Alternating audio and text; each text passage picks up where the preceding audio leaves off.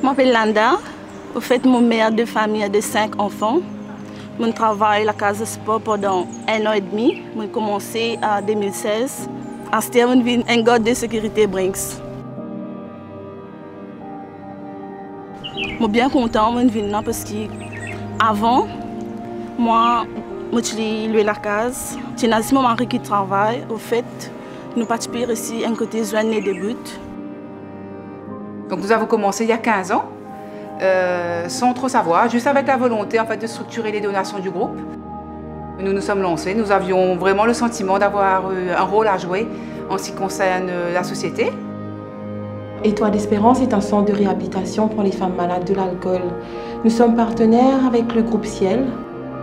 En tant qu'ONG, on se sent privilégié parce qu'on est soutenu, on se sent écouté, on se sent valorisé et compris par une grande fondation comme Ciel Group. Safia, c'est une ONG qui existe depuis 2006.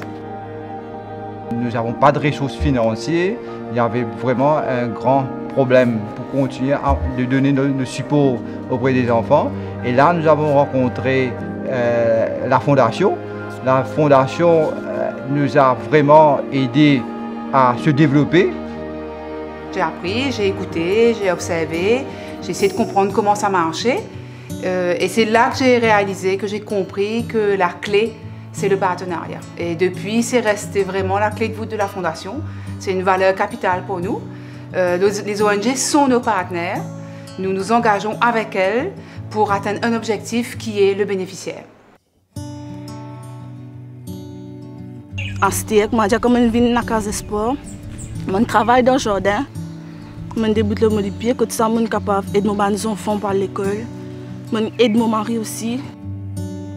Moi, ce que je peux dire, c'est que Étoile d'Espérance, on est très reconnaissant pour ce que vous faites. Et à travers la plateforme Act Together aussi, pour cette visibilité que vous offrez aux ONG. Aujourd'hui, il y a une plateforme qui existe pour les ONG, qu'on puisse en faire entendre notre voix, ce qu'on fait sur le terrain, être valorisé pour ce qu'on fait et on vous remercie pour ça. Maintenant, le travail de MSL Paul. Montrer les autres sauts, encourage ceux pour apprendre langue des signes, pour cette compétence augmentée. Vous connaissez que ça identité en saut.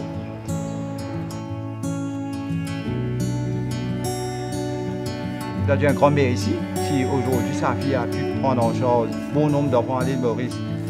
C'est d'abord tout ce qui a été jeté comme base avec la fondation depuis 2006 à 2011. Et on peut dire aujourd'hui que ça nous a vraiment aidé pour nous structurer et savoir comment faire pour mieux aider les enfants à l'île Maurice. Ils rentrent à l'école, ils apprennent, ils grandissent, ils développent. Après, ils ont le business Mauritius, ils apprennent mathématiques, anglais, français, computer, IT. Ils sont intéressés à montrer Manso, ils ont envie de développer d'un support Manso. Alors maintenant, je travaille comme un professeur dans ma classe. J'ai envie maintenant de développer de un support différent. Au fait, je fais un plus dans ma vie comme je viens à la Casa Sport. Je suis quelqu'un qui est responsable. Au fait, je connais la valeur du travail, le respect, tout ça. Pour moi, le plus important, c'est quand je vais dans les ONG et que je rencontre d'anciens bénéficiaires qui me disent à quel point leur vie a changé grâce aux partenaires qui se sont engagés avec elles, pour elles.